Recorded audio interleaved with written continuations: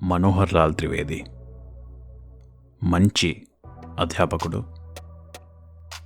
ఊళ్ళో ఏ విద్యార్థి అయినా కానీ త్రివేది గారి కళ్ళల్లో కళ్ళు పెట్టి చూసే ధైర్యం ఎవరికి లేదు.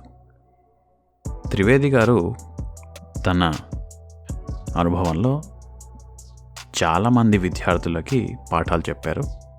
చాలా రకాల విద్యార్థులని చూశారు. కానీ ఆ రోజు తన ముందు నిలబడ్డ ఆ 6 ఏళ్ల పిల్లాడు సామాన్యుడు కాడు అని ఆయన గ్రహించారు. ఈ పిల్లాడు ఎంత తెలివైన వాడో తెలుసుకుందామని ఒక చిన్న పరీక్ష పెట్టాలనుకున్నారు.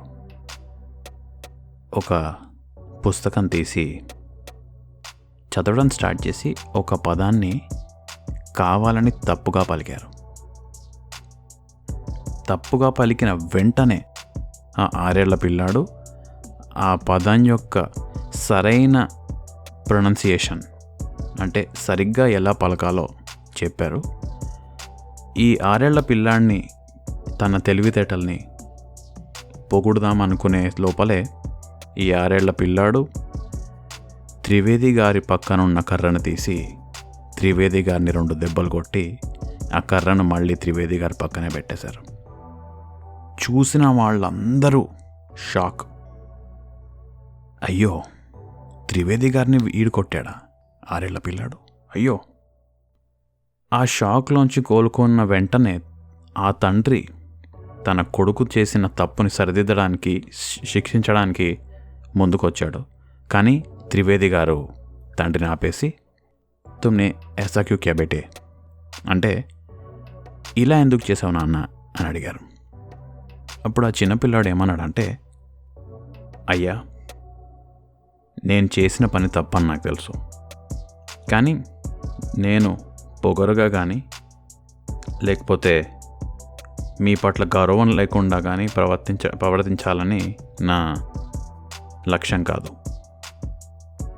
నేను అనుకున్నది ఏంటంటే, ఇప్పుడు విద్యార్థులు తప్పు చేస్తే మీరు వాళ్ళని శిక్షిస్తారు, అదేవిధంగా మీరు తప్పు చేసినట్టయితే మిమ్మల్ని కూడా శిక్షించాలి కదా అని అన్నాడు. ఈ చిన్నపిల్లాడన్న మాటని చాలా జాగ్రత్తగా విన్న త్రివేది గారు తండ్రి వంక తిరిగి, ఆప్కా బేటా కోయి సాధారణ బచ్చా నహీ హై పండిత్ జీ, ఏ హమారా దేశ్ కా నామ్ రోషన్ కరేగా అన్నారు. దీని అర్థం ఏంటంటే, పంతులు గారు, మీ అబ్బాయి సాధారణమైన వాడు కాదు, వీడు పెద్దగై చాలా గొప్ప పని చేస్తాడు, మన దేశం పేరు నిలబెడతాడు, మన దేశం కీర్తిని పెంచుతాడు అని. త్రివేది గారి అన్న ఈ మాటలు అక్షరాల నిజమయ్యాయి.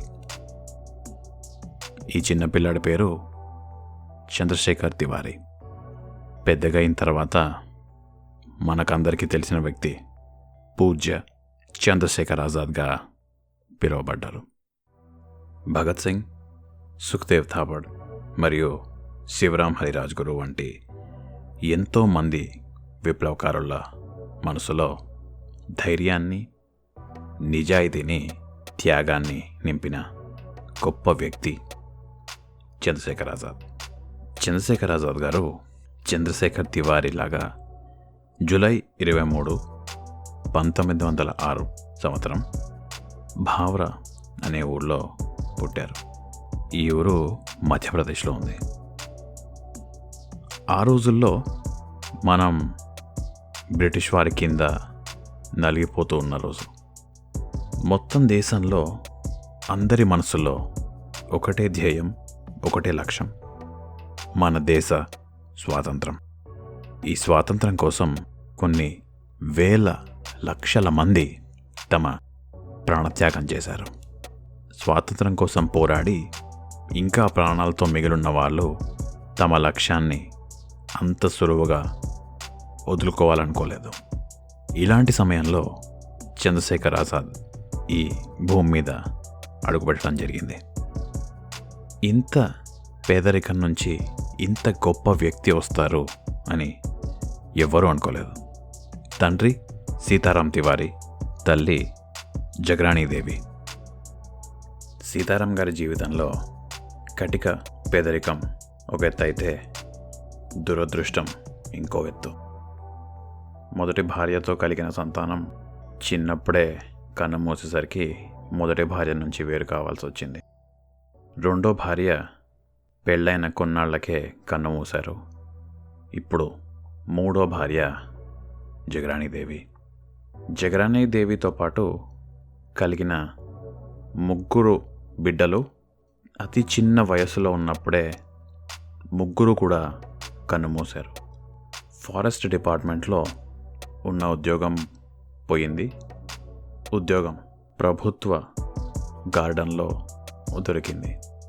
తమతో పాటు తెచ్చుకున్న 2-3 ఆవులు కూడా 1912 సంవత్సరంలో వచ్చిన కరువు వల్ల వాటిని కూడా కోల్పోవాల్సి వచ్చింది. ఇంత దరిద్రాన్ని అనుభవిస్తున్న సీతారాం గారికి ఒకటే ఒక కోరిక, తమ కుటుంబాన్ని ఈ దరిద్రం నుంచి పైకి తీసి కుటుంబాన్ని ఉద్ధరించే కొడుకు రావాలి అని సీతారాం గారి కోరిక. అలాగే సీతారాం గారికి జగరాణీదేవి గారికి కలిగిన 4వ సంతానం సుఖదేవ్. సీతారాం గారికి ఇంకో అబ్బాయి ఉంటే బాగుండు అనిపించింది. రెండో సంతానాన్ని పోషించుకునే ఆర్థిక స్తోమత లేదు సీతారాం గారికి. సీతారాం గారి దగ్గరున్న ఒకే ఒక్క ఆస్తి ఏంటంటే నిజాయితీ. దరిద్రాన్ని అనుభవిస్తున్నా కానీ తాను పనిచేసే ప్రభుత్వ తోట నుంచి ఒక్క ఆకును కూడా ఇంటికి తీసుకొచ్చేవాళ్ళు కాదు సీతారాం గారు. ఇతరుల ఆస్తిని ఆశించడం పాపం అని గట్టిగా నమ్మేవారు. ఈ అపారమైన నిజాయితీనే తండ్రి నుంచి వారసత్వంగా పొందారు చంద్రశేఖర్ ఆజాద్ గారు. ఆర్థికంగా ఎన్ని కష్టాలు అనుభవిస్తున్నా కానీ ఆజాద్ గారి చదువులో ఎటువంటి లోటు లేకుండా చూసుకున్నారు సీతారాం గారు. మనోహర్ లాల్ లాంటి గొప్ప అధ్యాపకులు ఇంటికొచ్చి ఆజాద్ గారికి చదువు చెప్పడం అంటే చిన్న విషయమేం కాదు. ఆజాద్ గారు జన్మించినప్పుడు సన్నగా బలహీనంగా ఉన్నప్పటికీ తనలో ఉన్న అపారమైన శక్తికి చిహ్నంగా ఆజాద్ గారి కళ్ళల్లో ఒక వెలుగు ఉండేది. ఆజాద్ గారి ధైర్యాన్ని చూసినట్టయితే నిజమైన బలము గుండెలో ఉంటుంది కానీ కండలో కాదు అని బాగా అర్థమయ్యేది. చంద్రశేఖర్ గారు 5 ఏళ్ల వయసులో ఉన్నప్పుడు దీపావళి సమయంలో ఒక్క చిన్న అగ్గి రాస్తేనే ఇంత వెలుగొచ్చినప్పుడు డబ్బాలో ఉండే అన్ని అగ్గిలని ఒకటేసారి వెలిగిస్తే ఎంత కాంతి వస్తుంది అని అనుకున్నారు. స్నేహితులు వద్దంటున్నా కానీ పెట్టెలో ఉన్న అగ్గి పుల్లలన్నిటినీ ఒకటేసారి వెలిగించారు. చాలా కాంతి వచ్చినప్పటికీ ఆ పెద్ద మంట వల్ల ఆజాద్ గారి వేళ్ళు కాలిపోయాయి. అయ్యో చంద్రశేఖర్, నీ చేతి నుంచి రక్తం వస్తుంది అన్నప్పుడు ఆజాద్ గారు ఏమన్నారంటే, ఏం పర్వాలేదు, నొప్పి లేనిదే ఏ గొప్ప పని జరగదు కదా. కానీ నాకు విషయం చెప్పండి, ఆ కాంతి చాలా అద్భుతంగా ఉంది కదా అన్నారు. ఈ సంఘటన మొత్తం జరిగినప్పుడు చంద్రశేఖర్ ఆజాద్ గారికి వయసు 5 ఏళ్ళు మాత్రమే. ఇంకో సంఘటన ఏంటంటే, ఊళ్ళో ఉండే ఒక చెరువు దగ్గర దయ్యాలు ఉండేవి అని అందరూ భయపడేవాళ్ళు. ఆజాద్ గారికి ఏమనిపించిందంటే, నేను ఇప్పటిదాకా ఒక్క దయ్యాన్ని కూడా చూడలేదే అనుకున్నారు. స్నేహితులు షరతు పెడితే అక్కడ సరే రాత్రిపూట ఆ చెరువు దగ్గరికి వెళ్ళొస్తాను అని వెళ్ళి బాగానే వెళ్ళారు. కానీ వచ్చేటప్పుడు చాలా బాధతో వచ్చారు. ఎందుకు ఇంత బాధపడుతున్నావు అని అడిగినప్పుడు ఏం చెప్పారంటే, నాకు ఒక్క దయ్యం కూడా కనపడలేదు అన్నారు. పిచ్చితనము ఇంకా భయం లేనితనంలో ఈ రెండిటి మధ్య ఒక సన్న గీత ఉంటుందంటారు. అంటే ఈ రెండిటికి పెద్ద తేడా లేదు అంటుంటారు. కానీ చంద్రశేఖర్ ఆజాద్ గారు చేసే పనులు చూస్తుంటే ఇది నిజమేమో అనిపిస్తుంది. నేను నా పాఠశాలలో చదువుకున్న హిస్టరీ సబ్జెక్ట్లో ఇలాంటి గొప్ప వ్యక్తుల గురించి కొంచెం కూడా రాయలేదే అని చాలా బాధపడుతూ ఉండేవాడిని. ఆజాద్ గారి జీవిత చరిత్రనైనా కొంతమందితో పంచుకొని తన ఈ గొప్ప జీవితాన్ని కనీసం నలుగురికి పంచిపెట్టగలిగితే నా ఈ ప్రయత్నం సఫలీకృతమవుతుందని నేను భావిస్తున్నాను.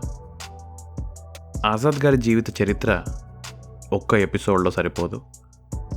మరిన్ని ఆసక్తికరమైన మరియు గొప్ప సంఘటనలను తెలుసుకుందాం వచ్చే వారం ఎపిసోడ్లో. అంతవరకు సెలవు.